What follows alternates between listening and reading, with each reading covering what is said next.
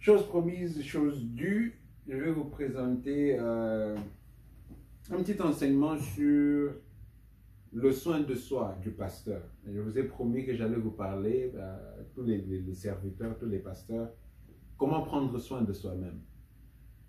Nous avons tendance à ignorer le fait que dans cette vie ministérielle, il y a des difficultés.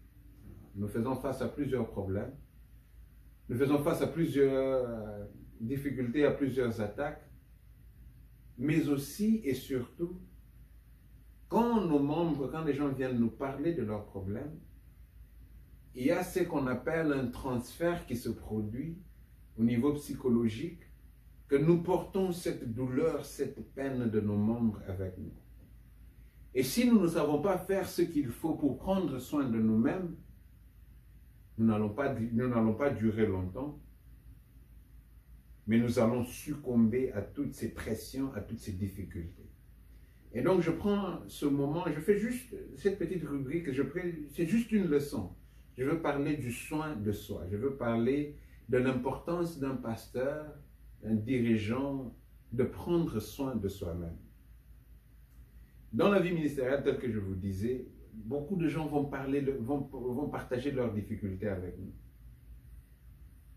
Et des fois, des personnes vont être extrêmement vulnérables dans ce que ces personnes vont partager avec nous. En tant que pasteur, vous allez entendre des histoires qui vont vous briser le cœur. En tant que pasteur, vous allez apprendre de l'intimité de certains couples dans votre église. En tant que pasteur, vous allez apprendre des choses que vous ne pouvez jamais répéter à qui que ce soit d'autre. En tant que pasteur, vous allez écouter des confessions. En tant que pasteur, nous allons voir tellement de choses compliquées. Il est donc important de prendre soin de soi-même. Et pour ce fait, je vous propose 4 choses pour prendre soin de soi-même. Vous pouvez ajouter à cette liste de 4, mais je propose cette liste comme une liste de base des choses qui sont importantes. Moi, personnellement, je fais beaucoup plus que ces 4, mais les 4 ici, je trouve que c'est une bonne base pour commencer, c'est une bonne fondation où chacun peut construire et dire maintenant, bon, je fais autre chose qui est important pour moi. La première des choses que je conseille, c'est la prière, une vie de prière. En tant que serviteur, si on n'a pas une vie de prière, ça ne sert à rien. Parce que c'est seulement à travers la prière que nous sommes en communication avec Dieu. Je pense que cela est assez évident, cela est clair. Tout le monde qui est dans la vie ministérielle sait que la vie de prière est importante. Donc je ne veux pas m'attarder dessus, cela est bien connu. La deuxième chose que je veux partager avec nous, c'est le partage des problèmes. Beaucoup de pasteurs se disent que être pasteur, nous sommes dans une catégorie où nous avons déjà tout compris, nous connaissons tout, nous pouvons tout gérer, nous pouvons tout résoudre. Mais ce n'est pas parce qu'on est devenu pasteur qu'il n'y a plus de problèmes. Ce n'est pas parce que nous sommes devenus pasteurs que nous n'avons plus de difficultés. Ce n'est pas parce que nous sommes devenus pasteurs que nous n'avons pas des moments où tout semble s'effondrer dans nos vies. Et si nous ne faisons pas attention, si nous ne partageons pas nos problèmes, si nous n'avons pas quelqu'un, des personnes en qui nous avons confiance, des personnes vers qui nous pouvons nous tourner, que ce soit la famille, l'époux, l'épouse, que ce soit un mentor, que ce soit quoi qu'il en soit, et chaque serviteur, chaque servante a besoin d'avoir ces personnes-là vers qui l'on peut se tourner, ces amis-là vers qui l'on peut se tourner, qui ne nous regardent pas seulement avec les yeux-là, comme nous regardent nos membres, ces personnes-là qui ne nous voient pas tout simplement comme les pasteurs, les prédicateurs, mais ces personnes-là qui nous voient comme les humains que nous sommes, vers qui nous pouvons nous tourner et dire, j'ai ce problème, j'ai ces difficultés. Juste le fait de partager avec ces gens peut nous libérer déjà. Mais au-delà de cela, partager avec ces gens peut disponibiliser certaines solutions. Donc le partage de problèmes est extrêmement important après la prière. La troisième chose, c'est ce qu'on appelle le réseau de soutien.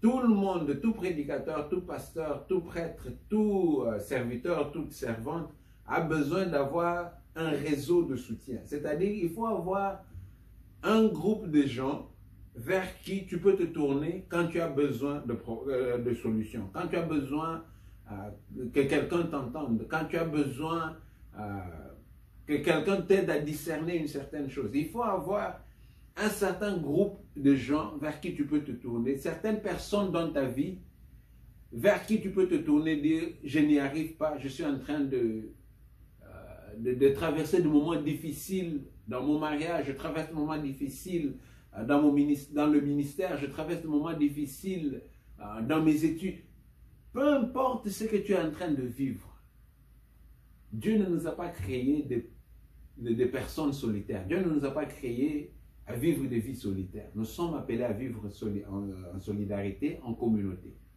Donc, tout serviteur, toute servante doit avoir ce réseau-là, ces personnes qui nous entourent, vers qui nous pouvons nous tourner et dire « Mon frère, ma soeur, je traverse ceci, j'ai cela. » Partager avec ces personnes-là pour que ces personnes puissent nous encourager, nous réconforter, nous conseiller et nous donner encore de la force, nous donner encore de vouloir aller de l'avant, à persévérer.